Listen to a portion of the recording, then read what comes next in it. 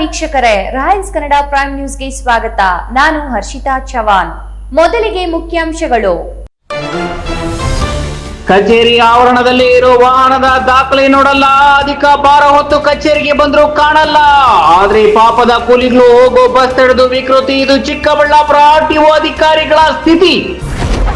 ಮನೆಗಳ್ಳರ ಹೆಡೆಮುರಿ ಕಟ್ಟಿದ ಚಿಕ್ಕಬಳ್ಳಾಪುರ ಪೊಲೀಸರು. ಕಳೆದ ಮಾರ್ಚ್ ನಲ್ಲಿ ನಡೆದಿದ್ದ ಕಳು ಪ್ರಕರಣ ಭೇದಿಸುವಲ್ಲಿ ಪೊಲೀಸರು ಯಶಸ್ವಿ. ಬಂಧಿತರಿಂದ ಅಪಾರ ಪ್ರಮಾಣದ ನಗನಾಣ್ಯ ವಶ. ಗುಡಿಬಂಡೆಯ ಪರಿಸರ ಪ್ರೇಮಿ ಶಿಕ್ಷಕ ಗುಂಪು ಮರದ ಆನಂದ್ಗೆ ಇಂದಿರಾ ಪ್ರಿಯದರ್ಶಿನಿ ಪರಿಸರ ಪ್ರಶಸ್ತಿ. ರಾಜ್ಯ ಮಾಲಿನ್ಯ ನಿಯಂತ್ರಣ ಮಂಡಳಿಯಿಂದ ಪ್ರಶಸ್ತಿ ನೀಡಿ ಗೌರವ. ವಾರ್ತೆಗಳ ವಿವರ. ಇದೊಂಥರ ದೀಪದ ಕೆಳಗೆ ಕತ್ತಲು ಅಂತಾರಲ್ಲ, ಅದೇ ತರದ ಸ್ಟೋರಿ. ಅಷ್ಟೇ ಅಲ್ಲ, ಗುಲಗಂಜಿಗೆ ತನ್ನ ಕೆಳಗಿರೋ ಕಪ್ಪು ಕಾಣೋದಿಲ್ಲ ಅಂತಾರಲ್ಲ, ತೇಟ್ ಅದೇ ರೀತಿ ಇದೆ ಚಿಕ್ಕಬಳ್ಳಾಪುರದ ಆರ್ಟಿಒ ಅಧಿಕಾರಿಗಳ ಕತೆ. ಇವರಿಗೆ ಮಾನವೀಯತೆ ಅನ್ನೋದೇ ಇಲ್ಲವಾಗಿದೆಯಾ ಅಥವಾ ದನದಾಹ ಮಿತಿ ಮೀರಿದೆಯಾ ಗೊತ್ತಿಲ್ಲ. ಆದರೆ ತಮ್ಮದೇ ಕಚೇರಿ ಆವರಣದಲ್ಲಿ ಅಕ್ರಮ ನಡೆದರೂ ಕ್ರಮ ಇಲ್ಲ. ಬೀದಿಯಲ್ಲಿ ಹೋಗೋ ಅಮಾಯಕರಿಗೆ ಮಾತ್ರ ಶಿಕ್ಷೆ ನೀಡಲು ಇವರು ಬೆಸ್ಟ್. ಹಾಗಾದರೆ ಏನು ಈ ಸ್ಟೋರಿ ಅಂತೀರಾ? ನೀವೇ ನೋಡಿ.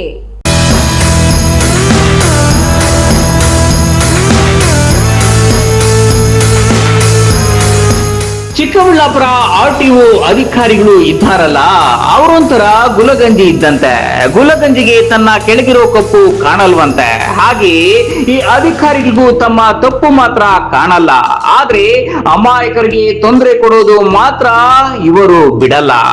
ಹೀಗೆ ಅಮಾನವೀಯವಾಗಿ ಆರ್ಟಿಒ ಅಧಿಕಾರಿಗಳು ವರ್ತನೆ ಮಾಡಲು ಮಾನವೀಯತೆ ಮೆರೆಯುತ್ತಿದ್ದಾರೋ ಇಲ್ಲವೇ ದನದಾಹ ಮಿತಿ ಮೀರಿದೆಯೋ ಗೊತ್ತಿಲ್ಲ. ಆದ್ರೆ ಇವರ ಕಾಟಕ್ಕೆ ಅಮಾಯಕರು ಮಾತ್ರ ಚಿತ್ರಹಿಂಸೆ ಅನುಭವಿಸುವಂತಾಗಿದೆ.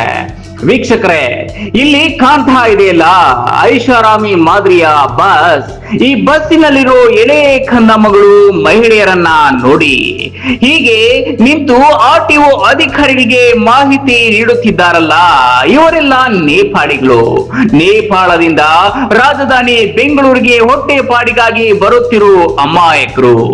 ಇಲ್ಲಿದೆಯಲ್ಲ ಬಸ್, ಇದೇ ಬಸ್ ನಲ್ಲಿ ಇವರು ನೇಪಾಳದಿಂದ ಭಾರತಕ್ಕೆ ಬರುತ್ತಿದ್ರಂತೆ. ಹೀಗೆ ಬರುತ್ತಿರೋ ಈ ಬಸ್ ನಲ್ಲಿ ನಿಗದಿಗಿಂತ ಹೆಚ್ಚು ಜನರನ್ನ ತುಂಬಲಾಗಿದೆ.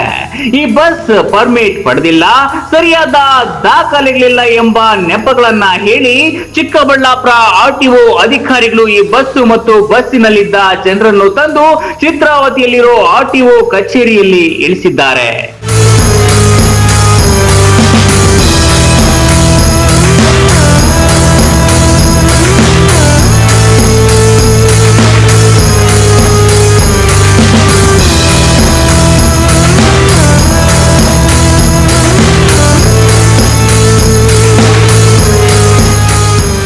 ಹೀಗೆ ಬಸ್ ವಶಕ್ಕೆ ಪಡೆಯುವ ವೇಳೆ ಅದರಲ್ಲಿರುವ ಪ್ರಯಾಣಿಕರಿಗೆ ಪ್ರತ್ಯೇಕ ವಾಹನ ವ್ಯವಸ್ಥೆ ಮಾಡಿ ಅವರನ್ನು ಸುರಕ್ಷಿತವಾಗಿ ಅವರು ಸೇರಬೇಕಾದ ಜಾಗಗಳಿಗೆ ತಲುಪಿಸಬೇಕು ಎಂಬ ಕಾನೂನು ಇದೆ. ಆದ್ರೆ ಇಲ್ಲಿನ ಆರ್ಟಿಒ ಅಧಿಕಾರಿಗಳು ಇದ್ಯಾವುದನ್ನು ಪಾಲಿಸದೆ ಅಮಾಯಕ ಜನರನ್ನು ಬೀದಿಯಲ್ಲಿ ಇಳಿಸಿ ತಮ್ಮ ಪೈಶಾಚಿಕ ಮೆರೆದಿದ್ದಾರೆ. ಇರ್ಲಿ, ಇವರ ಕೆಲಸ ಇವರು ಮಾಡಿದ್ದಾರೆ, ತಪ್ಪೇನು ಅಂತ ನೀವು ಹೇಳ್ಬೋದು. ಈ ಅಮಾಯಕರ ಮೇಲೆ ಆರ್ಟಿಒ ಅಧಿಕಾರಿಗಳು ತೋರಿದ್ದಾರಲ್ಲ ಕ್ರೌರ್ಯ, ಇದೇ ಅಧಿಕಾರಿಗಳು ಮತ್ತೊಂದನ್ನು ಮಾಡಬೇಕಿತ್ತು. ಅದೇನು ಅಂತೀರಾ? ನೀವೇ ನೋಡಿ.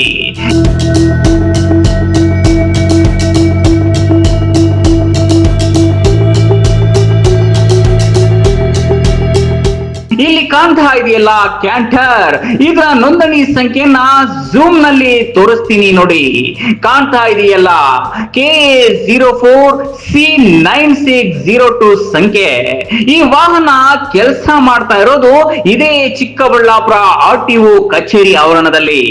ಆರ್ಟಿಒ ಕಚೇರಿ ಡ್ರೈವಿಂಗ್ ಟ್ರ್ಯಾಕ್ ಮಾಡುತ್ತಿದ್ದು ಅದಕ್ಕೆ ಸಂಬಂಧಿಸಿದ ಕೆಲಸ ಮಾಡಲು ಗುತ್ತಿಗೆದಾರ ಈ ಕ್ಯಾಂಟರ್ ತಂದಿದ್ದಾನೆ. ತಂದ್ರೆ ತಪ್ಪೇನು ಅಂತೀರಾ? ಇದನ್ನ ಒಮ್ಮೆ ನೋಡಿ. ಮೇಲೆ ಕಾಣ್ತಾ ಇದೆಯಲ್ಲ ಅದೇ ನೋಂದಣಿ ಸಂಖ್ಯೆ. ಹಾಗೆ ಕೆಳಗೆ ಬಂದ್ರೆ ಈ ಕ್ಯಾಂಟರ್ನ ಅದೇ ಫಿಟ್ನೆಸ್ ಸರ್ಟಿಫಿಕೇಟ್ ಅವಧಿ ಮುಗಿದಿರೋದು 2024 ಜುಲೈ 4ಕ್ಕೆ.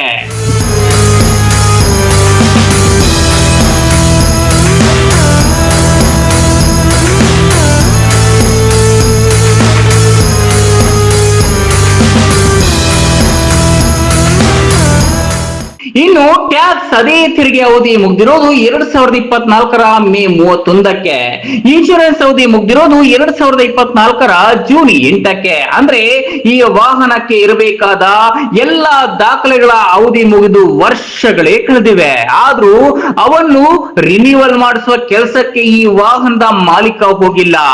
ಇಂತಹ ವಾಹನ ತಂದು ಆರ್ಟಿಒ ಕಚೇರಿ ಆವರಣದಲ್ಲಿ ನಿಲ್ಲಿಸಿಕೊಂಡು ಗುತ್ತಿಗೆ ಕೆಲಸ ಮಾಡುತ್ತಿದ್ರು. ಅತ್ತ ತಿರುಗಿ ನೋಡದ ನಮ್ಮ ಚಿಕ್ಕಬಳ್ಳಾಪುರ ಆರ್ಟಿಒ ಅಧಿಕಾರಿಗಳು ಪಾಪದವರಾದ ನೇಪಾಳಿ ಕಾರ್ಮಿಕರನ್ನು ದಿನಪೂರ್ತಿ ಬೀದಿಯಲ್ಲಿ ಕೊಳೆಯುವಂತೆ ಮಾಡಿದ್ದಾರೆಂದ್ರೆ ಇವರನ್ನು ಏನನ್ಬೇಕು ಅಂತ ನೀವೇ ನಿರ್ಧಾರ ಮಾಡಿ.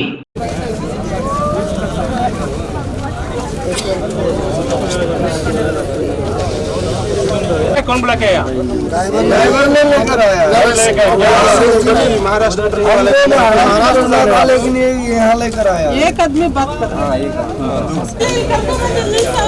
आओ ना एकातीरा लेडीज इधर ಆಯ್ತು ಆಯ್ತು ಬಿಡಿ. एक सीट में कैसा होता है? एक सीट को ನಾನು ಕೇಳೋದು ಒಂದೇ ಒಂದು ಪ್ರಶ್ನೆ. ಬಸ್ಸಿಗೆ FC ಇಲ್ಲ, ಬಸ್ನ ಹೆಂಗ್ ತೆಗೆದ್ರಿ ನೀವು? FC ಇಲ್ಲಾನೆ ಹೇಳಿ, ಉತ್ತರ ಕೊಡಿ. ನಿಮ್ನೇ ತಾನೆ ಹೇಳೋದು, ಮಂಜೂರ್ ನೀವೇ ತಾನೆ ಹೇಳಿ. ಬಸ್ಸಿಗೆ FC ಇಲ್ಲ, ಬಸ್ನ ಹೆಂಗ್ ತೆಗೆದ್ರಿ ನೀವು? ಬಸ್ ನಂಬರ್ ಬೇರೆ ಬಂದೈತೆ, ಹೆಂಗ್ ಬಂತು ಬೇರೆ ಬಸ್ಸು? ನಮಗ್ ಬಂದಿರೋ ಮೆಸೇಜೇ ಬೇರೆ. ಇವಾಗ ಕೇಳಿ, ಒಂದ್ ನಿಮಿಷ ಇರಿ, ಅವ್ರ ಕೈಲಿ ದುಡ್ಡು ಇಲ್ಲ, ಒಂದ್ ನಿಮಿಷ ಇರಿ. ನಮ್ಮ ಹೆಸರು ಕಿಶೋರ್.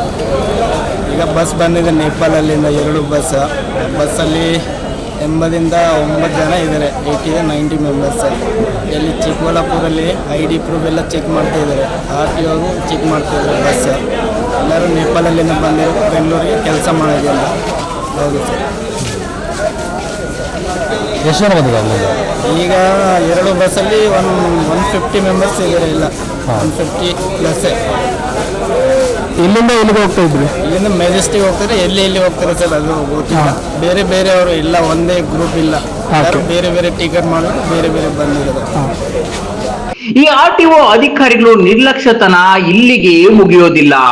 ಆರ್ಟಿಒ ಕಚೇರಿ ಆವರಣದಲ್ಲಿ ಡ್ರೈವಿಂಗ್ ಟ್ರ್ಯಾಕ್ ಮಾಡ್ತಾ ಇದ್ದಾರಲ್ಲ, ಇದಕ್ಕಾಗಿ ಟಿಪ್ಪರ್ಗಳ ಮೂಲಕ ಮಣ್ಣು ಮತ್ತು ಎಂಸ್ಯಾಂಡ್ ತರಿಸಿಕೊಳ್ಳಲಾಗಿದೆ. ಹಾಗೆ ತಂದ ಟಿಪ್ಪರ್ಗಳು ನಿಗದಿಗಿಂತ 16 ಟನ್ ತೂಕ ಹೆಚ್ಚಾಗಿ ತಂದು ಆರ್ಟಿಒ ಕಚೇರಿ ಆವರಣದಲ್ಲೇ ಸುರಿದ್ರು. ಅಧಿಕಾರಿಗಳಿಗೆ ಮಾತ್ರ ಅತ್ತ ಗಮನವೇ ಇಲ್ಲ. ಆದ್ರೆ ಮಹಿಳೆಯರು, ಮಕ್ಕಳು ಅನ್ನೋದನ್ನ ನೋಡದೆ ನೇಪಾಳಿ ಕಾರ್ಮಿಕರನ್ನು ಮಾತ್ರ ಬೀದಿಯಲ್ಲಿ ನಿಲ್ಲಿಸಿದ್ದಾರೆ. ಇಂತಹ ಅಧಿಕಾರಿಗಳ ವಿರುದ್ಧ ಕ್ರಮ ಕೈಗೊಳ್ಳುವ ದಮ್ಮು ತಾಕತ್ತು ನಮ್ಮ ಸರ್ಕಾರಕ್ಕೂ ಇಲ್ಲ, ಶಾಸಕರಿಗೆ ಮಾತ್ರ ಇಲ್ಲವೇ ಇಲ್ಲ ಬಿಡಿ.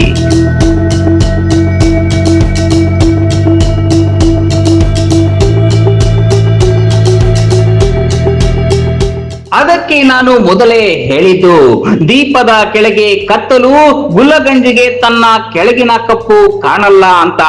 ಒಟ್ಟಿನಲ್ಲಿ ದಿನನಿತ್ಯ 100 ಟಿಪ್ಪರ್ ಆರ್ಟಿಒ ಕಚೇರಿ ಮುಂದೆ ನಿಯಮಗಳನ್ನ ಗಾಳಿಗೆ ತೂರಿ ಸಂಚರಿಸಿದ್ರು. ಅತ್ತ ತಿರುಗಿಯೂ ನೋಡದ ಆರ್ಟಿಒ ಅಧಿಕಾರಿಗಳು ಟ್ಯಾಕ್ಸ್ ಕಟ್ಟಿಲ್ಲ ಅಂತ ಬಸ್ಸುಗಳನ್ನ ತಂದು ಕಿರುಕುಳ ನೀಡೋದು, ಅಮಾಯಕ ಆಟೋ ಡ್ರೈವರ್ಗಳಿಗೆ ಕಿರಿಕಿರಿ ಮಾಡೋದು ಬಿಟ್ರೆ ತಿಮಿಂಗಳಗಳ ಕಡೆ ನೋಡುವ ಧೈರ್ಯ ಮಾತ್ರ ಇವರಿಗಿಲ್ಲ ಎನ್ನುತ್ತಿದ್ದಾರೆ ಪ್ರಜ್ಞಾವಂತರು. ಮರ್ಸನಹಳ್ಳಿ ನಾರಾಯಣಸ್ವಾಮಿ, ರಾಯಲ್ಸ್ ಕನ್ನಡ, ಚಿಕ್ಕಬಳ್ಳಾಪುರ. ಕಳೆದ ಮಾರ್ಚ್ನಲ್ಲಿ ಚಿಕ್ಕಬಳ್ಳಾಪುರ ನಗರದ 31ನೇ ವಾರ್ಡಿನ ಸುಣ್ಣಕಲ್ಲು ಬೀದಿಯ ಮನೆಯೊಂದರಲ್ಲಿ ನಡೆದಿದ್ದ ಕಳವು ಪ್ರಕರಣದ ಆರೋಪಿಗಳನ್ನು ಬಂಧಿಸುವಲ್ಲಿ ಚಿಕ್ಕಬಳ್ಳಾಪುರ ಪೊಲೀಸರು ಯಶಸ್ವಿಯಾಗಿದ್ದಾರೆ. ಬಂಧಿತರಿಂದ ಅಪಾರ ಪ್ರಮಾಣದ ನಗನಾಣ್ಯ ವಶಪಡಿಸಿಕೊಂಡಿದ್ದು ಆರೋಪಿಗಳನ್ನು ಜೈಲಿಗೆ ಅಟ್ಟಲಾಗಿದೆ.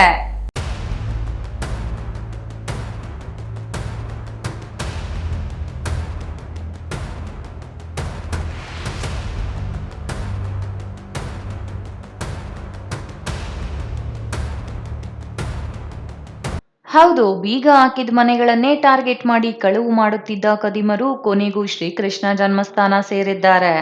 ಮನೆಗಳವು ಮಾಡಿ ಮಜಾ ಹೊಡೆಸುತ್ತಿದ್ದ ಆರೋಪಿಗಳಿಂದ ಅಪಾರ ಪ್ರಮಾಣದ ನಗನಾಣ್ಯ ವಶಕ್ಕೆ ಪಡೆಯಲಾಗಿದ್ದು, ಆರೋಪಿಗಳ ಬಂಧಿಸಲು ಶ್ರಮಿಸಿದ ಪೊಲೀಸರಿಗೆ ಜಿಲ್ಲಾ ಪೊಲೀಸ್ ವರಿಷ್ಠಾಧಿಕಾರಿ ಕುಶಾಲ್ ಚೌಕ್ಸೆ ಬಹುಮಾನ ಘೋಷಣೆ ಮಾಡಿದ್ದಾರೆ.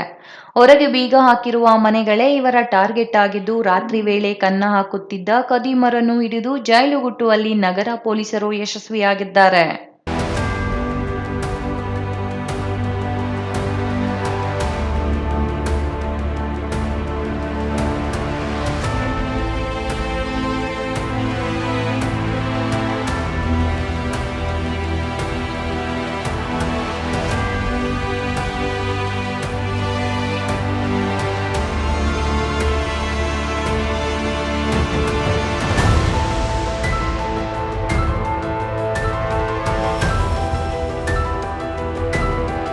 ಹೀಗೆ ಅಮಾಯಕನಂತೆ ಕಣ್ಣು ಬಿಡ್ತಿರೋ ಈ ಪಾಪಿ ಹೆಸರು ಲಕ್ಷ್ಮಣ್ ಪ್ರಕಾಶಂ ಅಂತೆ. ಇವನ ಜ್ಞಾನವೆಲ್ಲ ರಾತ್ರಿಯಲ್ಲಿ ಮನೆಗಳಿಗೆ ಕನ್ನ ಹಾಕುವುದರಲ್ಲಿಯೇ ಖಾಲಿಯಾಗುತ್ತಿತ್ತು. ಇಂತಹ ಪಾಪಿಗೆ ಎಂತಹ ಹೆಸರು ನೋಡಿ. ಇನ್ನು ಮತ್ತೊಬ್ಬ ನಿಂತಿದನಲ್ಲ ಪಕ್ಕದಲ್ಲೇ, ಈತನ ಹೆಸರು ಶಾಂತಕುಮಾರ್. ಈತ ಶಾಂತವಾಗಿಯೇ ಮನೆಗಳವು ಮಾಡಿ ಮಜಾ ಹೊಡಿಸುತ್ತಿದ್ದ. ಈ ಇಬ್ಬರು ಮೂಲತಃ KGF ನಿವಾಸಿಗಳು. ಈ ಇಬ್ಬರು ಸೇರಿ ಮನೆಗಳ್ಳತನ ಮಾಡಿ ಬಂದ ದುಡ್ಡಿನಲ್ಲಿ ಮೋಜು ಮಸ್ತಿ ಮಾಡುತ್ತಿದ್ರಂತೆ. ಕಳೆದ ಮಾರ್ಚ್ನಲ್ಲಿ ಚಿಕ್ಕಬಳ್ಳಾಪುರ ನಗರದ 31ನೇ ವಾರ್ಡ್ನಲ್ಲಿ ಸುಣ್ಣಕಲ್ಲು ಬೀದಿಯಲ್ಲಿ ವಾಸವಾಗಿರುವ ಲೋಕೇಶ್ ಎಂಬುವರು ಯುಗಾದಿ ಹಬ್ಬದ ಹಿನ್ನೆಲೆ ಊರಿಗೆ ಹೋಗಿದ್ದಾರಂತೆ. ನಂತರ ಊರಿಂದ ವಾಪಸ್ ಮನೆಗೆ ಬಂದು ನೋಡಿದಾಗ ಮನೆಯಲ್ಲೂ 220 ಗ್ರಾಂ ಚಿನ್ನ ಕಳ್ಳತನವಾಗಿದ್ದು ಕಂಡು ಚಿಕ್ಕಬಳ್ಳಾಪುರ ನಗರ ಪೊಲೀಸ್ ಠಾಣೆಯಲ್ಲಿ ದೂರು ನೀಡಿದ್ದಾರೆ. ನಗರ ಠಾಣೆ ಪೊಲೀಸರು ದೂರು ದಾಖಲಿಸಿಕೊಂಡು ತನಿಖೆ ಶುರು ಮಾಡಿದ್ದಾರೆ. ಮಾರ್ಚ್ ತಿಂಗಳಲ್ಲಿ 29 ಮಾರ್ಚ್ಗೆ ಒಂದು ಕಳ್ಳತನ ಕೇಸ್ ರಿಜಿಸ್ಟರ್ ಆಗಿದೆ. ಈ ಕಳ್ಳತನ ಕೇಸ್ದು ಮಾಹಿತಿ ಪ್ರಕಾರ ಇವರು ಯುಗಾದಿ ಹಬ್ಬದ ಮಾಡೋಕ್ಕೆ ಬೇರೆ ಕಡೆ ಹೋಗಿದ್ದಾರೆ, ಮನೆ ಲಾಕ್ ಮಾಡಿ. ಆಮೇಲೆ ಮನೆಗೆ ಬರುವಾಗ ಅವರಿಗೆ ಗೊತ್ತಾಗಿದೆ ಅಲ್ಲಿ ಮಾರ್ನಿಂಗ್ ಈ ಥರ ಯಾರು ಲಾಕ್ ಬ್ರೇಕ್ ಮಾಡಿ ಈ ಥರ ಕಳ್ಳತನ ಆಗಿದೆ ಮನೆಯಲ್ಲಿ. ಅವರು ಅರೌಂಡ್ 7 ಲ್ಯಾಕ್ದು ಕಳ್ಳತನ ಆಗಿದೆ. ಈ ಥರ 7 ಲ್ಯಾಕ್ದು ಬೇರೆ ಬೇರೆ ಐಟಮ್ಸ್, ಗೋಲ್ಡ್, ಸಿಲ್ವರ್, ಕ್ಯಾಶ್ ವಗೇರಾ ಕೂಡ ಕಳ್ಳತನ ಆಗಿದೆ. ಈ ಥರ ಅವರು ಬೇರೆ ಬೇರೆ ಐಟಮ್ಸ್ದು ನಮಗೆ ಡೀಟೇಲ್ಸ್ ಕೊಡಿ ಕಂಪ್ಲೇಂಟ್ ಕೊಟ್ಟಿದ್ದು. ಈ ವಿಚಾರ ಬಗ್ಗೆ ನಾವು ಚಿಕ್ಕಬಳ್ಳಾಪುರ ನಗರ ಪೊಲೀಸ್ ಠಾಣೆಯಲ್ಲಿ 40/2025 ಕೇಸ್ ರಿಜಿಸ್ಟರ್ ಮಾಡಿದ್ದೀವಿ. ಆದಮೇಲೆ ನಮ್ಮ ಟೀಮ್ ಈ ಒಂದು ಸ್ಪೆಷಲ್ ಟೀಮ್ ರೆಡಿ ಮಾಡಿ ಈ ಕೇಸ್ದು ನಾವು ಪತ್ತೆ ಮಾಡಿದ್ದೀವಿ. ಈಗ ಈ ಕೇಸಲ್ಲಿ ನಮಗೆ ಟೋಟಲ್ 2 ಜನ ಆರೋಪಿ. ಒಬ್ಬರು ಶಾಂತಕುಮಾರ್ ಅರೌಂಡ್ 37 ಇಯರ್ಸ್ ಏಜ್, ಇವ್ರದ್ದು ವಾಸ KGF. ಮತ್ತು ಇನ್ನೊಬ್ಬರು ಜ್ಞಾನ್ ಪ್ರಕಾಶ್, ಇವ್ರದ್ದು ವಾಸ ಕೂಡ KGF, 40 ಇಯರ್ಸ್ ಅರೌಂಡ್ ಏಜ್ ಇವರದು. ಈ 2 ಜನ ನಮಗೆ ಸಿಕ್ಕಿದ್ದಾರೆ. ಈಗ ಟೋಟಲ್ ನಮಗೆ 52 ಗ್ರಾಮ್ಸ್ ಗೋಲ್ಡ್ದು ರಿಕವರಿ ಆಗಿದೆ. ಅಲ್ಲಿ ಒಂದು ಬಂಗಾರದ ಚೈನ್ ಇದೆ ಮತ್ತು 5 ರಿಂಗ್ಸ್ ಇದೆ ಮತ್ತು ಇಯರಿಂಗ್ಸ್ ವಗೇರಾ ಇದೆ. ಇದು ಎಲ್ಲ ನಾವು ಈಗ ರಿಕವರಿ ಮಾಡಿದ್ದೀವಿ. ಜೊತೆಗೆ ಅರೌಂಡ್ 6 ಲ್ಯಾಕ್ಸ್ದು ಅಮೌಂಟ್ದು ರಿಕವರಿ ಇದೆ. ಈ 2 ಜನಗೆ ಅರೆಸ್ಟ್ ಮಾಡಾದಮೇಲೆ ನಮಗೆ ಗೊತ್ತಾಯಿತು ಬೇರೆ ಜಾಗ ಕೂಡ ಕೇಸಸ್ ಇದೆ. ಈ ಶಾಂತಕುಮಾರ್ ಮೇಲೆ ಅರೌಂಡ್ 4-5 ಕೇಸ್ ಇದೆ ಮತ್ತು ಜ್ಞಾನ್ ಪ್ರಕಾಶ್ ಮೇಲೆ 2-3 ಕೇಸಸ್ ಇದೆ. ಬೇಗೂರಲ್ಲಿ ಕೂಡ ಇವರು ರಿಕವರಿ ವಗೇರಾ ಕೊಟ್ಟಿದ್ದಾರೆ. ಸೊ ಈ ಕೇಸಲ್ಲಿ ತುಂಬ ಒಳ್ಳೆಯ ಕೆಲಸ ಮಾಡಿದ್ದಾರೆ, ನಮ್ಮ ಟೀಮ್ ಪತ್ತೆ ಮಾಡಿದ್ದಾರೆ. ಸ್ವಲ್ಪ ಟೈಮ್ ಆಯಿತು, ಬಟ್ ಸಿನ್ಸ್ ಬೇರೆ ಜಾಗ ಕೂಡ ಇನ್ವಾಲ್ವ್ಮೆಂಟ್ ಇತ್ತು, ಸೊ ಬೇರೆ ಸ್ಟೇಷನ್ಸ್ಗೆ ಕೂಡ ನಾವು ತಿಳಿಸಿದ್ದೀವಿ ಅವ್ರದ್ದು ಇನ್ವಾಲ್ವ್ಮೆಂಟ್ ಈ ಥರ ಬೇರೆ ಕೇಸಲ್ಲಿ. ದುಷ್ಕರ್ಮಿಗಳಿಗೆ ಬಲೆ ಬೀಸಿದ ಪೊಲೀಸರು ಬೆಂಗಳೂರಿನ ಬೇಗೂರು ಪೊಲೀಸ್ ಠಾಣೆ ವ್ಯಾಪ್ತಿಯಲ್ಲಿ ಬೇರೆ ಕಳ್ಳತನ ಪ್ರಕರಣವೊಂದರಲ್ಲಿ ಸಿಕ್ಕಿ ಹಾಕಿಕೊಂಡಿದ್ದನ್ನು ತಿಳಿದು ನ್ಯಾಯಾಲಯದ ಅನುಮತಿ ಪಡೆದು ಆರೋಪಿಗಳನ್ನು ಕರೆತಂದು ವಿಚಾರಣೆ ನಡೆಸಿದ್ದಾರೆ. ನಂತರ ಆರೋಪಿಗಳಿಂದ ಚಿಕ್ಕಬಳ್ಳಾಪುರ ನಗರ ಠಾಣೆ ಪೊಲೀಸರು ಹಾಗೂ ಬೇಗೂರು ಠಾಣೆ ಪೊಲೀಸರು ಸೇರಿ 5 ಉಂಗುರಗಳು, 1 ಚೈನ್, 5 ಜೊತೆ ವಾಲೆ, ಒಟ್ಟು 136 ಗ್ರಾಂ ಚಿನ್ನ ವಶಪಡಿಸಿಕೊಂಡಿದ್ದಾರೆ. ಆರೋಪಿಗಳು ಹೊರಗೆ ಬೀಗ ಹಾಕಿರುವ ಮನೆಗಳೇ ಇವರ ಟಾರ್ಗೆಟ್ ಅಂತ ರಾತ್ರಿ ವೇಳೆ ಯಾರೂ ಇಲ್ಲದ ಸಮಯ ನೋಡಿ ಮನೆಗಳ್ಳತನ ಮಾಡಿ ಬಂದ ದುಡ್ಡಿನಲ್ಲೇ ಶೋಕಿ ಮಾಡುತ್ತಿದ್ರಂತೆ. ಚಿಕ್ಕಬಳ್ಳಾಪುರ ನಗರ ಪೊಲೀಸರು ಈ ಕಳ್ಳರ ಗ್ಯಾಂಗ್ ಹಿಡಿದು ಜೈಲುಗಟ್ಟಿದ್ದಾರೆ.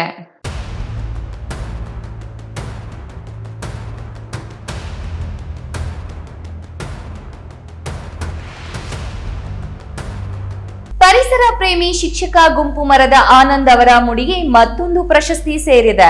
ಅವರ ಪರಿಸರ ಕಾಳಜಿಯನ್ನು ಕಂಡ ರಾಜ್ಯ ಮಾಲಿನ್ಯ ನಿಯಂತ್ರಣ ಮಂಡಳಿ ಮಾಜಿ ಪ್ರಧಾನಿ ಇಂದಿರಾ ಗಾಂಧಿ ಅವರ ಜನ್ಮದಿನದಂದು ನೀಡುವ ಇಂದಿರಾ ಪ್ರಿಯದರ್ಶಿನಿ ಪ್ರಶಸ್ತಿಯನ್ನು ನೀಡಿ ಗೌರವಿಸಿದರು. ನಿರೂಪಕರ ಅತ್ಯಂತ ಕಷ್ಟಕರವಾಗಿರ್ತಕ್ಕಂಥ ಕೆಲಸ ಅಂದ್ರೆ ಚಪ್ಪಾಳೆ ಹೊಡಿರಿ ಅಂತ ನಾವು ರಿಪೀಟೆಡ್ ಆಗಿ ಹೇಳೋದು. ಗುಡಿಬಂಡೆ ನಿವಾಸಿ ಪರಿಸರ ಪ್ರೇಮಿ ಹಾಗೂ ಶಿಕ್ಷಕರಾಗಿರುವ ಗುಂಪು ಮರದ ಆನಂದ್ ಅವರಿಗೆ ಮತ್ತೊಂದು ಪ್ರಶಸ್ತಿ ಲಭ್ಯವಾಗಿದೆ. ಬೆಂಗಳೂರಿನ ಅರಮನೆ ಮೈದಾನದಲ್ಲಿ ನಿನ್ನೆ ನಡೆದ 50 ವರ್ಷಗಳ ಸುವರ್ಣ ಮಹೋತ್ಸವದಲ್ಲಿ ರಾಜ್ಯ ಮಾಲಿನ್ಯ ನಿಯಂತ್ರಣ ಮಂಡಳಿಯಿಂದ ಪರಿಸರ ಜಾಗೃತಿ ಉತ್ತೇಜಿಸುವ ಮತ್ತು ಮಾಲಿನ್ಯ ಮುಕ್ತ ಕರ್ನಾಟಕದ ಗುರಿಯನ್ನ ಸಂದೇಶ ಸಾರುವ ಸಕ್ರಿಯ ಕಾರ್ಯ ಮಾಡುತ್ತಿರುವುದನ್ನು ಗುರುತಿಸಿ ಅವರಿಗೆ ಪ್ರಶಸ್ತಿ ಪ್ರದಾನ ಮಾಡಲಾಗಿದೆ. ಆನಂದ್ ಅವರು ಸುಮಾರು 30 ವರ್ಷಗಳಿಂದ ಚಿಕ್ಕಬಳ್ಳಾಪುರ ಜಿಲ್ಲೆಯಾದ್ಯಂತ ಲಕ್ಷಾಂತರ ಗಿಡ ನೆಟ್ಟು ಪೋಷಣೆ ಮಾಡುತ್ತಿದ್ದಾರೆ. ಜೊತೆಗೆ ಮಕ್ಕಳಲ್ಲಿ, ನಾಗರಿಕರಲ್ಲಿ ಪರಿಸರ ಜಾಗೃತಿ ಮೂಡಿಸುತ್ತಿದ್ದಾರೆ. ಜೀವನ ಸಾರ್ಥಕವಾಗಬೇಕಾದ್ರೆ ಪರಿಸರ ಉಳಿಸಬೇಕು, ಬೆಳೆಸಬೇಕು ಎನ್ನುವ ಗುರಿಯೊಂದಿಗೆ ಅವರು ಜೀವನ ನಡೆಸುತ್ತಿದ್ದಾರೆ. ಅವರಿಗೆ ಪ್ರಶಸ್ತಿ ಬಂದಿರೋದು ಚಿಕ್ಕಬಳ್ಳಾಪುರ ಜನತೆಗೆ ಸಂತಸ ತಂದಿದೆ ಅಂದರೆ ತಪ್ಪಾಗಲಿಕ್ಕಿಲ್ಲ. ಕಾರ್ಯಕ್ರಮದಲ್ಲಿ ಮುಖ್ಯಮಂತ್ರಿ ಸಿದ್ದರಾಮಯ್ಯ, ಉಪಮುಖ್ಯಮಂತ್ರಿ DK ಶಿವಕುಮಾರ್, ಅರಣ್ಯ ಸಚಿವ ಈಶ್ವರ್ ಖಂಡ್ರೆ, ರಾಜ್ಯ ಮಾಲಿನ್ಯ ನಿಯಂತ್ರಣ ಮಂಡಳಿ ಅಧ್ಯಕ್ಷ BM ನರೇಂದ್ರ ಸ್ವಾಮಿ, ಆರೋಗ್ಯ ಸಚಿವ ದಿನೇಶ್ ಗುಂಡೂರಾವ್, ಕೃಷಿ ಸಚಿವ N ಚಲುವರಾಯಸ್ವಾಮಿ, ಚಿಕ್ಕಬಳ್ಳಾಪುರ ಜಿಲ್ಲಾ ಉಸ್ತುವಾರಿ ಸಚಿವ Dr. MC ಸುಧಾಕರ್ ಸೇರಿದಂತೆ ಇತರರು ಉಪಸ್ಥಿತರಿದ್ದರು. ನಿರೂಪಕರ ಅತ್ಯಂತ ಕಷ್ಟಕರವಾಗಿರ್ತಕ್ಕಂಥ ಕೆಲಸ ಅಂದ್ರೆ ಚಪ್ಪಾಳೆ ಹೊಡಿರಿ ಅಂತ ನಾವು ರಿಪೀಟೆಡ್ ಆಗಿ ಹೇಳೋದು. ಆದ್ರೆ ನೀವು ಆ ತರ ಅಲ್ಲ. ಜೋರಾದ ಚಪ್ಪಾಳೆ ಎಲ್ಲ ಪ್ರಶಸ್ತಿ ವಿಜೇತರಿಗೆ.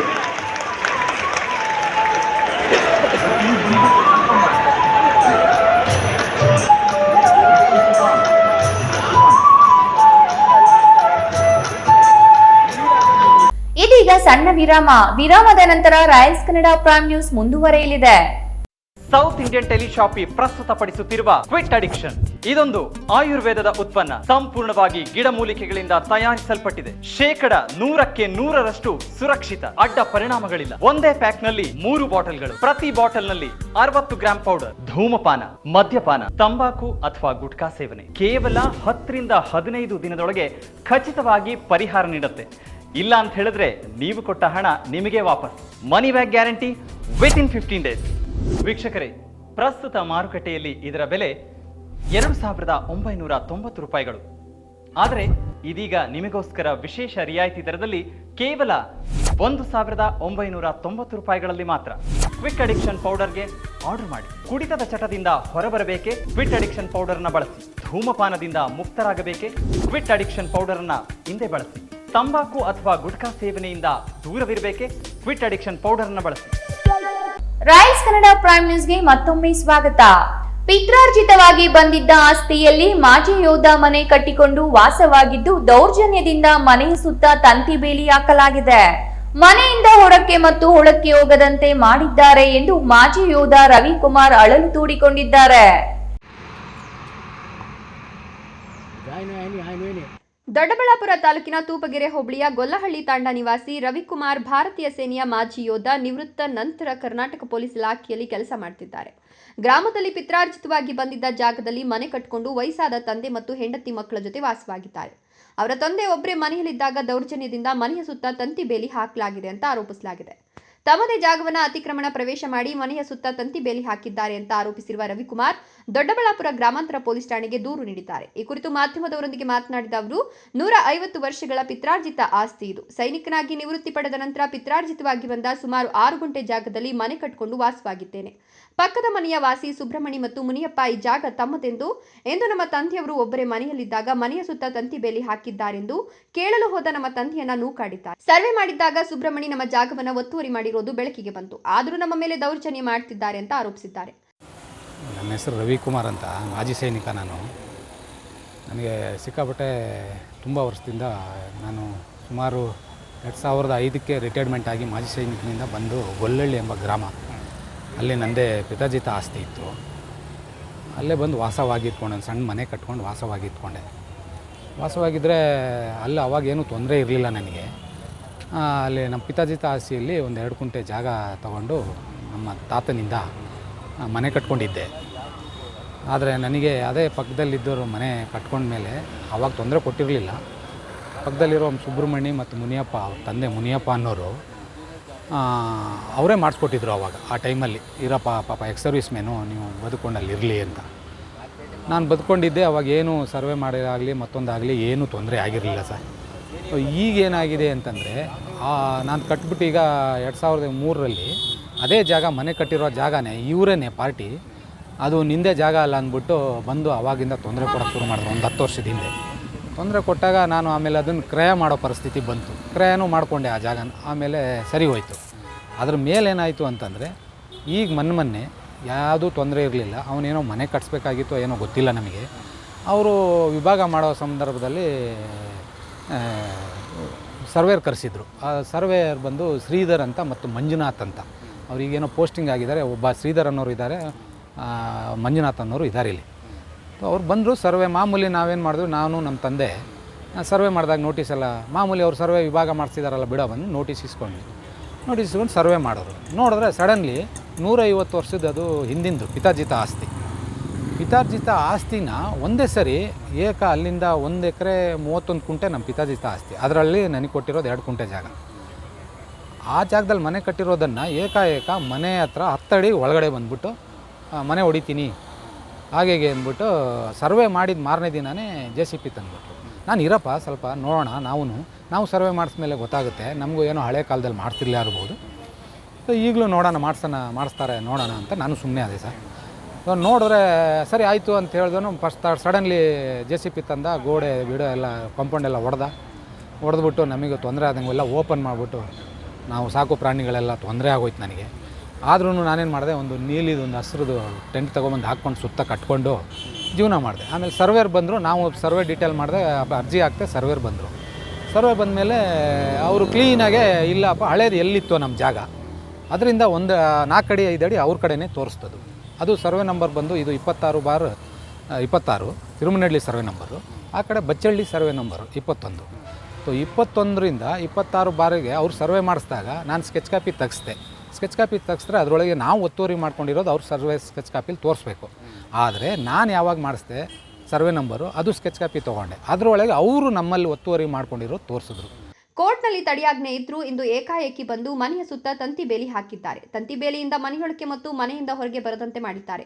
ಇತ್ತೀಚೆಗೆ ನನಗೆ ಹೃದಯಾಘಾತವಾಗಿದೆ. ವಯಸ್ಸಾದ ತಂದೆ ಮನೆಯಲ್ಲಿದ್ದಾರೆ. ನಮಗೆ ರಕ್ಷಣೆ ನೀಡುವಂತೆ ಮತ್ತು ತಂತಿ ಬೇಲಿ ತೆರವು ಮಾಡುವಂತೆ ಪೊಲೀಸರಲ್ಲಿ ಮನವಿ ಮಾಡಿದ್ರು. ರವಿಕುಮಾರ್ ಆರೋಪಕ್ಕೆ ಪ್ರತಿಕ್ರಿಯೆ ನೀಡಿದ ಸುಬ್ರಹ್ಮಣಿ, ಹಿಂದೆ ಈ ಜಾಗದಲ್ಲಿ ಕಾಂಪೌಂಡ್ ಇತ್ತು. ಇತ್ತೀಚೆಗೆ ಸಂಭವಿಸಿದ ರಸ್ತೆ ಅಪಘಾತದಲ್ಲಿ ಕಾರು ಕಾಂಪೌಂಡ್ಗೆ ಡಿಕ್ಕಿ ಹೊಡೆದಿತ್ತು. ಇದರಿಂದ ಕಾಂಪೌಂಡ್ ಸಂಪೂರ್ಣ ಕುಸಿದು ಬಿತ್ತು. ಕೆಲ ದಿನಗಳ ಹಿಂದೆ ಕಾಂಪೌಂಡ್ ಆವರಣದಲ್ಲಿದ್ದ ಬೈಕ್ ಕಳವಾಗಿತ್ತು. ಕಳ್ಳರ ಭಯದಿಂದ ಕಾಂಪೌಂಡ್ ಇದ್ದ ಜಾಗದಲ್ಲಿಯೇ ತಂತಿ ಬೇಲಿ ಅಳವಡಿಕೆ ಮಾಡಲಾಗಿದೆ. ಕೋರ್ಟ್ ತಡೆಯಾಜ್ಞೆ ಇರೋದು ಅವರ ಜಾಗಕ್ಕೆ, ನಮ್ಮ ಜಾಗದಲ್ಲಿ ನಾವು ತಂತಿ ಬೇಲಿ ಹಾಕಲಾಗಿದೆ ಅಂದರು. ಕೋರ್ಟಲ್ಲಿ ಅದಲ್ಲದೆ ಕೋರ್ಟಲ್ಲೂ ಸಹ ನಾನು ಅದ್ರ ಬಗ್ಗೆ ತೊಂದರೆ ಕೊಡಬಾರ್ದು ಅಂದ್ಬಿಟ್ಟು ತಕ್ಷಣ ಹೋಗಿ ಕೋರ್ಟಲ್ಲಿ ಅಟೆಂಡ್ ಮಾಡಿದೆ. ಮಾನ್ಯ ನ್ಯಾಯಾಲಯದಲ್ಲಿ ಹಾಕಿದಾಗ ಅವರು ಇಲ್ಲ ಇವ್ರ ಕಡೆನೇ ಇದೆ ಅಂದ್ಬಿಟ್ಟು ಫಸ್ಟು ಇಂಜೆಕ್ಷನ್ ಆರ್ಡ್ರ್ ಕೊಟ್ಟರು. ಇದು ಇಂಜೆಕ್ಷನ್ ಆರ್ಡ್ರ್ ಸರ್ ಅವ್ರದ್ದು. ಹಾಗಾಗಿ ಇಂಜೆಕ್ಷನ್ ಆರ್ಡ್ರ್ ಕಾಪಿನೂ ಇದೆ. ಬಾಕಿ ಉಳಿದ ಎಲ್ಲ ಸ್ಕೆಚ್ ಕಾಪಿ ಆಗಲಿ ನನ್ನ ಖಾತೆದು ಎಲ್ಲೇ ಆಗಲಿ 4 ಕುಂಟೆ ವಿತ್ 2 ಕುಂಟೆ ಜಾಗದ್ದು ಎಲ್ಲ ಬಾರ್ಡ್ರದ್ದು ಸ್ಕೆಚ್ ಕಾಪಿ ಇದೆ. ಬಟ್ ಇಲ್ಲಿವರೆಗೂ ನನಗೆ ಏನೂ ತೊಂದರೆ ಕೊಡದೇ ಇದ್ದವರು ಇವತ್ತೇನು ಮಾಡಿದ್ದಾರೆ ಅಂದರೆ ಏಕಾಏಕಿ ನಾನು ಡ್ಯೂಟಿಗೆ ಹೋದಾಗ ಬೆಂಗಳೂರಲ್ಲಿ ಹೋದಾಗ ನಮ್ಮ ತಂದೆ ಅಲ್ಲೇ ಒಬ್ಬರೇ ಇರೋದು, ಮನೆ ನೋಡ್ಕೊತಾ ಇದ್ದರು. ಏಕಾಏಕಿ ಮತ್ತೆ ಮನೆಗೆ ಹೋಗ್ದಿದ್ದಂಗೆ ಬರ್ದಿದ್ದಂಗೆ ಮುಂದಡೆ ಎಂಟ್ರೆನ್ಸಿಗೆ ಹೋಗ್ದಿದ್ದಂಗೆ ಬಂದಿದ್ದಂಗೆ ಸುತ್ತಲೂ ಬೇಲಿ ತಂತಿ ಬೇಲಿ ಹಾಕ್ಬಿಟ್ಟಿದ್ದಾರೆ. ನಾನು ಇದೇ ವಿಷಯಕ್ಕೆ ಈ ವಿಷಯಕ್ಕೆ ಸಂಬಂಧಪಟ್ಟಂತೆ ಈಗಾಗಲೇ ನಾನು ಇದೇ ಪೊಲೀಸ್ ಸ್ಟೇಷನ್ ಎದುರುಗಡೆ ಬಂದಿದ್ದೆ 6 ತಿಂಗಳ ಹಿಂದೆ. ಕಂಪ್ಲೇಂಟ್ ಕೊಟ್ಟಿದ್ದರು, ಅವನು ಬಂಧಿಸಿದ್ರು. ನಾನು ಡಾಕ್ಯುಮೆಂಟ್ಸ್ ಎಲ್ಲ ತೋರಿಸಿದ್ದೆ. ಆವಾಗ ಇದೇ ಪೊಲೀಸ್ನವ್ರು ಪಾಪ ಬಂದು ಅಟೆಂಡ್ ಮಾಡಿ 4-5 ಜನ ಹೊಯ್ಸಳ ಕಳಿಸಿದ್ರು. ಇವರೇ ಇನ್ಸ್ಪೆಕ್ಟರ್ ಪಾಷಾ ಅವರಿದ್ದರು, ಸಾದಿಕ್ ಪಾಷಾ ಅವರಿದ್ದರು. ಸೊ ಅವರು ಕಳಿಸಿದ್ರು, ನೋಡಪ್ಪ ಈ ಥರ ಮಾಜಿ ಸೈನಿಕ ಒಂದು ಅಟೆಂಡ್ ಮಾಡಿ ಅಂತ ಹೇಳಿದರು. ಅದಕ್ಕೆ ಅವ್ರು ಹೋಗಿ ಅಟೆಂಡ್ ಮಾಡಿದ ತಕ್ಷಣ 4 ಜನ ಪೊಲೀಸ್ನವರು ಹೊಯ್ಸಳನೂ ಬಂದಿತ್ತು, ಕಟ್ತಾ ಇತ್ತು. ಆ ಟೈಮಲ್ಲಿ ನನಗೆ ಹೊಡೆದ್ರೂ ಸಹ ನಾನೇ ಕೇಳ್ಕೊಂಡು, ನೋಡಪ್ಪ ಇನ್ಮೇಲೆ ಹಾಕ್ಬೇಡ, ಇದು ಸಿವಿಲ್ ಮ್ಯಾಟ್ರು ಆಗಿರೋದ್ರಿಂದ ನೀನು ಏನೂ ತೊಂದರೆ ಕೊಡಬಾರ್ದು, ಓಡಾಡಲಿಕ್ಕೆ ಕೋರ್ಟಲ್ಲೂ ನ್ಯಾಯ ಇದೆ, ಆಗಿರೋದ್ರಿಂದ ಓಡಾಡ್ಲಿಕ್ಕೆ ನೀವು ತೊಂದರೆ ಕೊಡಬಾರ್ದು, ಏನಿದ್ರು ಕೋರ್ಟಲ್ಲಿ ತೀರ್ಮಾನ ಮಾಡ್ಕೊಳ್ಳಿ ಅಂದ್ಬಿಟ್ಟು ಅಲ್ಲೇ ನಿಲ್ಲಿಸಿ ಬಂದಿದ್ದರು. ಆದರೆ ಅದು 6 ತಿಂಗಳು ಆದಮೇಲೆ ಮತ್ತೆ ಏಕಾಏಕಿ ಈಗ ಸುತ್ತಲೂ ಬೇಲಿ ಹಾಕಿ ಫೆನ್ಸಿಂಗ್ ಹಾಕ್ಬಿಟ್ಟಿದ್ದಾನೆ. ಸರ್ ನನಗೆ ಈಗ ಏನೂ ಇಲ್ಲ, ಇದು 150 ವರ್ಷಕ್ಕೆ ಇಲ್ಲದೇ ಇದ್ದಿದ್ದು ಇವತ್ತು ಬಂದಿದೆ. ಅವನು ಹೇಳೋದು ಈಗ ಪೊಲೀಸ್ ಸ್ಟೇಷನ್ ನಾನು ಕಂಪ್ಲೇಂಟ್ ಕೊಟ್ಟಿದ್ದೀನಿ. ಕಂಪ್ಲೇಂಟ್ ಕೊಟ್ಟರೆ ಇವರೇನು ಕರೆಸಿದ್ವಿ, ನನ್ನ ಜಾಗ ಸರ್ ನಾನು ಹಾಕ್ಕೊಂಡಿದ್ದೆ ಅಂತಿದ್ದಾನೆ. ಸರ್ ಅವ್ನ ಜಾಗ ಇದೆ, ಅವ್ನು ಡಾಕ್ಯುಮೆಂಟ್ಸ್ ತಂದು ಪೊಲೀಸ್ ಸ್ಟೇಷನ್ ಪ್ರೊಡ್ಯೂಸ್ ಮಾಡಲಿ, ನಂದೇನಿದೆ ನಾನು ಮಾಡ್ತೀನಿ, ಅವ್ನು ಬಂದರೆ ಅವ್ನು ತೊಗೊಡ್ಲಿ, ನನ್ನ ಬಂದರೆ ನಾನು ತೊಗೋತೀನಿ. ನನಗೆ ಕಂಪೌಂಡು ಹಾಕಕ್ಕೆ ಬಿಡದೆ, ಮನೇಲಿ ಜೀವನನೂ ಮಾಡೋಕ್ಕೆ ಬಿಡದೆ ತೊಂದರೆ ತುಂಬ್ಕಾಬಿಟ್ಟೆ. ಸುಬ್ರಹ್ಮಣ್ಯ ಮತ್ತು ಮುನಿಯಪ್ಪ ಅನ್ನೋರು ಸರ್ವೆ ನಂಬರ್ 21ರಲ್ಲಿ ಜೀವನ ಮಾಡ್ತಿರೋರು, ಗೊಲ್ಲಳ್ಳಿ, ಅವರು ವಾಸ. ಅವ್ರು ಸಿಕ್ಕಾಬಿಟ್ಟೆ ನನಗೆ ತೊಂದರೆ ಕೊಡ್ತಾ ಇದ್ದಾರೆ, ಚಿತ್ರಹಿಂಸೆ ಆಗ್ತಿದೆ. ಆಮೇಲೆ ನನಗೆ ಬೇರೆ ಈ ಹಿಂದೆ 1 ವಾರದ ಹಿಂದೆ ನನಗೆ ಹಾರ್ಟ್ ಅಟ್ಯಾಕ್, ಇದೇ ಕೋರ್ಟು ಕಚೇರಿ ಓಡಾಡೋಕ್ಕೂ ಹಾರ್ಟ್ ಅಟ್ಯಾಕ್ ಆಗಿದೆ. ನಾನೊಬ್ಬ ಮಾಜಿ ಸೈನಿಕ, ನಾನು ಹಾರ್ಟ್ ಅಟ್ಯಾಕ್ ಪೇಷೆಂಟು. ಈಗ ಇವತ್ತು ಸಡನ್ಲಿ ಇದೇನು ಮೋಕ ತೊಗೊಂಡವನು ಇದನ್ನೇ ಬಳಸ್ಕೊಂಡು ಬೇಕು ಅಂತಲೇ ಬೇಲಿ ಕಡೆ, ಅವನು ಏನು ಮಾಡೋಕ್ಕಾಗಲ್ಲ ಅಂತ ಹೇಳ್ಬಿಟ್ಟು ಬೇಲಿ ಕಟ್ಟಿದ್ದಾನೆ. ಅದನ್ನು ನಿಯಂತ್ರಿಸಿ ಹೋದಾಗ ಅಪ್ಪನಿಗೆ ನೂಕಾಡಿ ತಳ್ಳಾಡಿ ಬೆದರಿಕೆ ಹಾಕಿದ್ದಾನೆ. ಇದಕ್ಕೆ ಕಂಪ್ಲೇಂಟ್ ಕೊಡೋಕ್ಕೆ ಬಂದರೆ ಸರಿ ಸಾಹೇಬರು ಬರಲಿ, ಬಂದಾಗ ಅಟೆಂಡ್ ಮಾಡೋಣ ಅಂತಿದ್ದಾರೆ. ಸರ್ ಈಗ ಕೋರ್ಟು ಕಚೇರಿಯಲ್ಲಿ ನಿಮಗೆ ಗೊತ್ತಿರೋ ವಿಷಯ, ಈ ಸಿವಿಲ್ ಮ್ಯಾಟ್ರು ಅಂತಾರೆ. ಆಗಿರೋದ್ರಿಂದ ತಮ್ಮ ಕಡೆಯಿಂದ ನಾನು ಕೇಳ್ಕೊಳೋದಿಷ್ಟೇ, ದಯವಿಟ್ಟು ತಮ್ಮ ಸ್ಥಳ ಪರಿಶೀಲಿಸಿ ನನಗೆ ನ್ಯಾಯ ಹೋಗಲಿಕ್ಕೆ ಬರಲಿಕ್ಕೆ, ಕೋರ್ಟಲ್ಲಿ ಕೇಸ್ ಇರೋದ್ರಿಂದ ಹೋಗ್ಲಿಕ್ಕೆ ಬರಲಿಕ್ಕೆ ನಮಗೆ ಸೂಕ್ತ ಭದ್ರತೆ ವಹಿಸ್ಕೊಡ್ಬೇಕು, ಅದನ್ನು ಕ್ಲಿಯರ್ ಮಾಡಿಕೊಡ್ಬೇಕು ಅಂತ ತಮ್ಮ ಮೀಡಿಯಾ ಮುಂದೆ ನಾನು ಕೇಳ್ಕೊಳ್ತೀನಿ.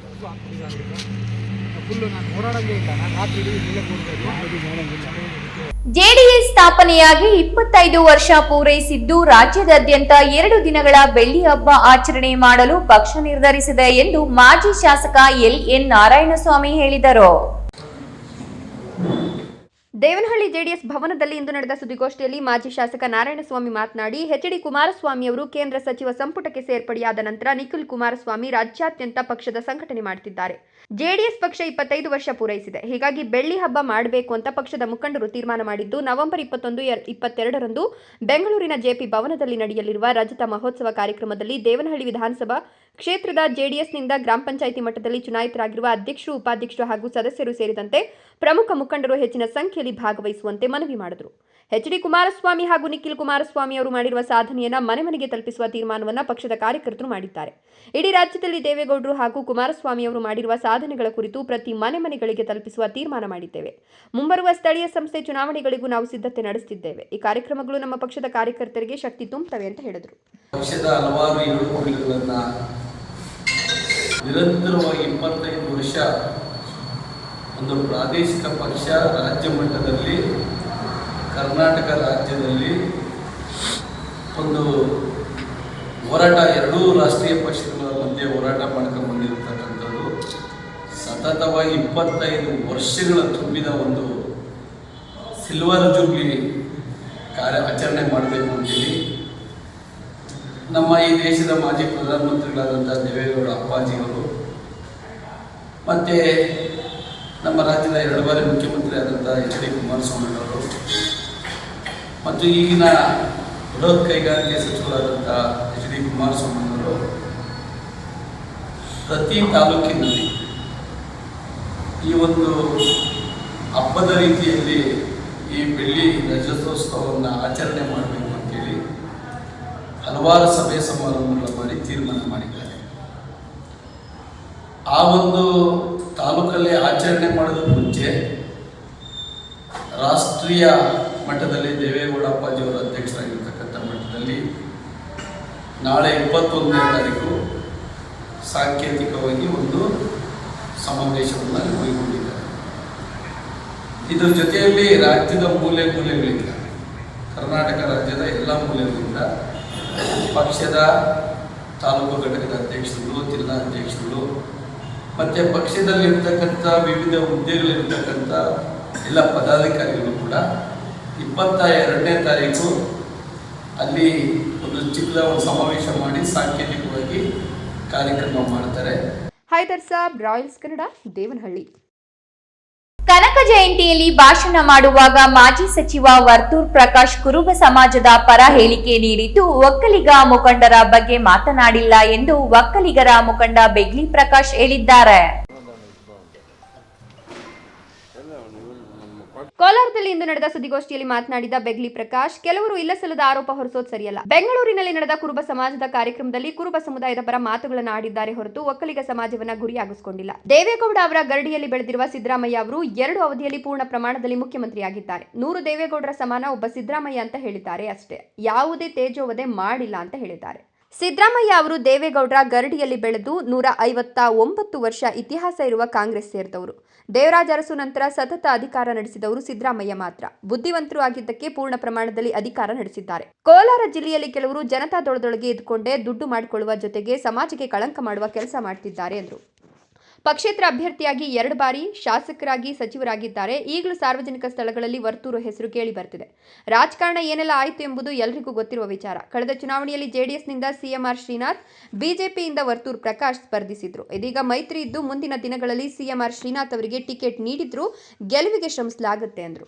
ವರ್ತೂರ್ ಪ್ರಕಾಶ್ ಅವರು ಆ ಕನಕ ಜಯಂತಿ ಬೆಂಗಳೂರಿನಲ್ಲಿ ಅವರ ಸಮಾಜದ ಒಂದು ಕಟ್ಟಡ ಕಟ್ಟುವ ಸಮಾರಂಭದಲ್ಲಿ ಮಾತಾಡಿರೋ ವಿಚಾರವಾಗಿ ಕೆಲವರು ನಮ್ಮ ಸಮಾಜದ ಒಕ್ಕಲಿಗರು ಇಲ್ಲದ ಸಲದ ಆರೋಪಗಳು ವರ್ತೂರ್ ಪ್ರಕಾಶ್ ಅವರು ಪ್ರಕಾಶ್ ಮೇಲೆ ಮಾಡ್ತಾವೆ. ಏನು ಹೇಳಿದರು ವರ್ತೂರ್ ಪ್ರಕಾಶ್ ಅವರು? 100 ದೇವೇಗೌಡರನ್ನ ಹಾಕಿದರೆ ಒಬ್ಬ ಸಿದ್ದರಾಮಯ್ಯ ಅಷ್ಟು ಬುದ್ಧಿವಂತರು ಅಂತ ಹೇಳೋರು. ಅದು ಲೋಕಾಭಿ ಮಾತು, ಮಾತಾಡುವಾಗ ಮಾತಾಡಿರ್ತಾರೆ ಅಷ್ಟೇ ಹೊರತು ಒಕ್ಕಲಿಗ ಸಮಾಜದ ಬೈದಿರೋದಾಗಲಿ, ದೇವೇಗೌಡರನ್ನು ಬೈದಿರೋದಾಗಲಿ, ಇನ್ನೊಂದಾಗಲಿ ಮತ್ತೊಂದಾಗಲಿ ಇಲ್ಲ.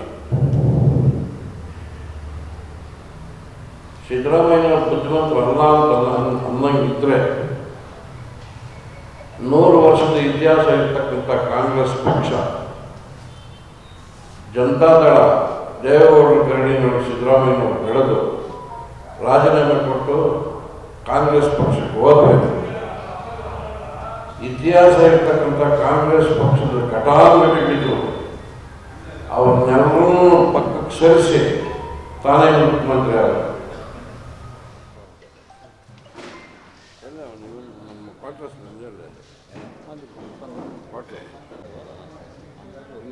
ಗುಡಿಬಂಡೆ ತಾಲೂಕಿನ ಗವಿಕುಂಟಹಳ್ಳಿಯಲ್ಲಿ ವಿಚಿತ್ರ ಮರಿಯೊಂದಕ್ಕೆ ಮೇಕೆ ಜನ್ಮ ನೀಡಿದೆ. ಗ್ರಾಮದ ರೈತರೊಬ್ಬರ ಮೇಕೆ ಹಂದಿ ಮುಖ ಹೋಲುವ ಮರಿಗೆ ಜನ್ಮ ನೀಡಿದ್ದು, ಇದು ಸ್ಥಳೀಯರಲ್ಲಿ ತೀವ್ರ ಕುತೂಹಲಕ್ಕೆ ಕಾರಣವಾಗಿದೆ. ಗುಡಿಬಂಡೆ ತಾಲೂಕಿನ ಗವಿಗುಂಟಹಳ್ಳಿಯ ರೈತರೊಬ್ಬರ ಸಾಕಿದ್ದ ಮೇಕೆ ವಿಚಿತ್ರ ಮರಿಯೊಂದಕ್ಕೆ ಜನ್ಮ ನೀಡಿದೆ. ಗ್ರಾಮದ ರೈತ ನಾಗರಾಜ್ ಹಾಗೂ ಸಾವಿತ್ರಮ್ಮ ಎಂಬುವರಿಗೆ ಸೇರಿದ ಮೇಕೆ ಮರಿ ಹಾಕಿದ್ದು, ಆ ಮರಿ ಸಾಮಾನ್ಯ ಮೇಕೆ ಮರಿಯಂತೆ ಇರದೆ ಹಂದಿಯ ಮುಖ ಮತ್ತು ದಪ್ಪ ಶರೀರ ಹೋಲುತ್ತಿದೆ. ಈ ವಿಚಿತ್ರ ಮರಿ ಜನನದ ಸುದ್ದಿ ತಿಳಿದು ಸುತ್ತಮುತ್ತಲಿನ ಗ್ರಾಮಸ್ಥರು ಸ್ಥಳಕ್ಕೆ ಆಗಮಿಸಿ ವಿಸ್ಮಯದಿಂದ ವೀಕ್ಷಿಸಿದರು. ದುರದೃಷ್ಟವಶಾತ್ ಆ ಅಸಹಜ ಮರಿ ಜನಿಸಿದ ಕೆಲವೇ ಗಂಟೆಗಳಲ್ಲಿ ಮೃತಪಟ್ಟಿದೆ. ಈ ಘಟನೆ ಕಂಡ ಗ್ರಾಮಸ್ಥರು ಪ್ರಕೃತಿ ವೈಪರೀತ್ಯ ಎಂದು ಭಾವಿಸದೆ ಕಾಲಜ್ಞಾನಿ ಪೋತಲೂರಿ ವೀರಬ್ರಹ್ಮೇಂದ್ರ ಸ್ವಾಮಿ ಅವರ ಕಾಲಜ್ಞಾನ ದಿನಕ್ಕೆ ಹೋಲಿಸುತ್ತಿದ್ದಾರೆ. ಅವರು ತಮ್ಮ ಕಾಲಜ್ಞಾನದಲ್ಲಿ ಇಂತಹ ಪ್ರಾಣಿಗಳ ಅಸಹಜ ಜನನಗಳ ಬಗ್ಗೆ ನುಡಿದಿದ್ದು ಅದು ಸತ್ಯವಾಗುತ್ತಿದೆ ಎಂದು ಜನರು ಹೇಳುತ್ತಿದ್ದಾರೆ. ಇಂತಹ ವಿಚಿತ್ರ ಘಟನೆಗಳು ಶುಭಸೂಚಕವಲ್ಲ ಎಂದು ನಂಬಿರುವ ಗ್ರಾಮೀಣ ಜನ ಇದೊಂದು ಪ್ರಳಯದ ಮುನ್ಸೂಚನೆ ಎಂಬಂತೆ ವರ್ಣಿಸುತ್ತಿರುವುದು ವಿಪರ್ಯಾಸ. ಕೊನೆಯದಾಗಿ ಮತ್ತೊಮ್ಮೆ ಮುಖ್ಯಾಂಶಗಳು. ಕಚೇರಿ ಆವರಣದಲ್ಲಿ ಇರೋ ವಾಹನದ ದಾಖಲೆ ನೋಡಲ್ಲ, ಅಧಿಕ ಭಾರ ಹೊತ್ತು ಕಚೇರಿಗೆ ಬಂದ್ರು ಕಾಣಲ್ಲ. ಆದ್ರೆ ಪಾಪದ ಕೂಲಿಗಳು ಹೋಗೋ ಬಸ್ ತಡೆದು ವಿಕೃತಿ. ಇದು ಚಿಕ್ಕಬಳ್ಳಾಪುರ ಆರ್ಟಿಒ ಅಧಿಕಾರಿಗಳ ಸ್ಥಿತಿ. ಮನೆಗಳ್ಳರ ಹೆಡೆಮುರಿ ಕಟ್ಟಿದ ಚಿಕ್ಕಬಳ್ಳಾಪುರ ಪೊಲೀಸರು. ಕಳೆದ ಮಾರ್ಚ್ನಲ್ಲಿ ನಡೆದಿದ್ದ ಕಳು ಪ್ರಕರಣ ಭೇದಿಸುವಲ್ಲಿ ಪೊಲೀಸರು ಯಶಸ್ವಿ. ಬಂಧಿತರಿಂದ ಅಪಾರ ಪ್ರಮಾಣದ ನಗನಾಣ್ಯ ವಶ. ಗುಡಿಬಂಡೆಯ ಪರಿಸರ ಪ್ರೇಮಿ ಶಿಕ್ಷಕ ಗುಂಪು ಮರದ ಆನಂದ್ಗೆ ಇಂದಿರಾ ಪ್ರಿಯದರ್ಶಿನಿ ಪರಿಸರ ಪ್ರಶಸ್ತಿ. ರಾಜ್ಯ ಮಾಲಿನ್ಯ ನಿಯಂತ್ರಣ ಮಂಡಳಿಯಿಂದ ಪ್ರಶಸ್ತಿ ನೀಡಿ ಗೌರವ. ವಾರ್ತೆಗಳು ಮುಕ್ತಾಯವಾಗಿದೆ. ರಾಯಲ್ಸ್ ಕನ್ನಡ ನ್ಯೂಸ್ ನೋಡ್ತಾ ಇರಿ. ಭರವಸೆಯ ಬೆಳಕು ರಾಯಲ್ಸ್ ಕನ್ನಡ ಟಿವಿ.